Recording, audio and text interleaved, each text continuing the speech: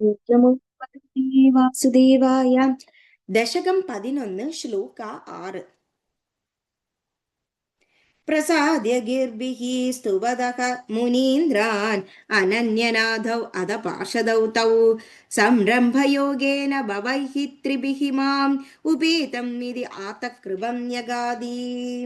പ്രസാദ്യ സന്തോഷിപ്പിച്ചുകൊണ്ട്, ഗീർഭിഹി നല്ല വാക്കുകൊണ്ട്, സ്തുവത സ്തുതിക്കുന്ന, മുനീന്ദ്രാൻ സനകാദികളെ, അനന്യ വേറെ, നാഥൗ നാഥനില്ലാത്ത, പാ അധ അനന്തരം, പാർഷദൗ ഭൃത്യന്മാരോട്, തൗ ആ, സംരംഭയോഗേന കോപത്തോടെ സ്മരണ ചെയ്യുന്ന, ഭവൈ ഭഗവാനെ, ത്രിഭിഹി 3 ജന്മങ്ങൾ കൊണ്ട്, മാം എന്നെ, ഉപേതം സേവിക്കുന്നത്, ഇതി ഇങ്ങനെ, ആത്ത് കൂടി, കൃപം കാരുണ്യം, യഗാദി അരുൾ ചെയ്തു.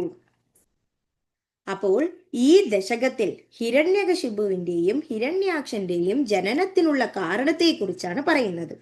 അങ്ങനെ സനകാദികൾ ആ ഭഗവാനെ കണ്ട ഉടനെ വളരെ സന്തോഷത്തോടു കൂടി, മനസ്സ് മുഴുവനും നിറഞ്ഞുകൊണ്ട്, നല്ല വാക്കുകൾ കൊണ്ട് ആ സനകാദികൾ ഭഗവാനെ സ്തുതിച്ചു.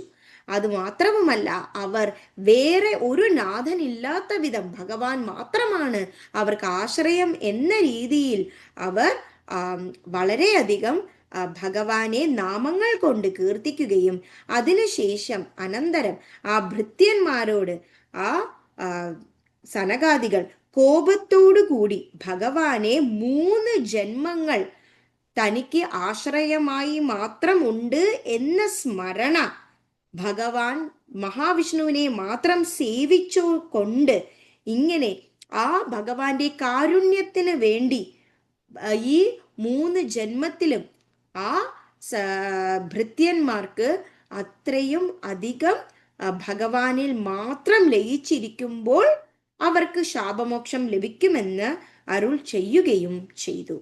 ഇതാണ് ഈ ശ്ലോകത്തിന്റെ വിശദീകരണം. പ്രസാദ്യ ഗീർഭിസ്തുപദോ മുനീന്ദ്രാൻ അനന്യനാദാവദപാർഷദൗ തൗ സംരംഭയോഗേന ഭവൈസ്ത്രിഭിർമാൻ ഉപേതമിത്യാത കൃപം ന്യഗാദീഃ. ശ്രീഹരേ നമഃ, ശ്രീഹരേ നമഃ. ഗോപികാ ജീവനസ്മരണം. ഗോവിന്ദ ഗോവിന്ദ നാരായണ അഖില ഗുരോ ഭഗവൻ നമസ്തേ. Thank you.